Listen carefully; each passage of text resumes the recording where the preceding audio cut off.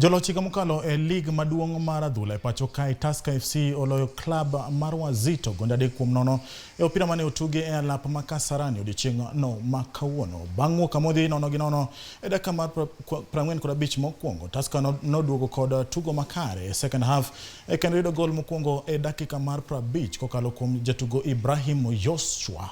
Jatugo Deogratias Ojok ne omedo ne Tusker gol mar ariyo e dakika mar 79. Ojok nomedo gol mare mar ariyo e dakika mane omedi e tugono ka loch makama keto Tusker e thuolo mar ariyo kod points 37.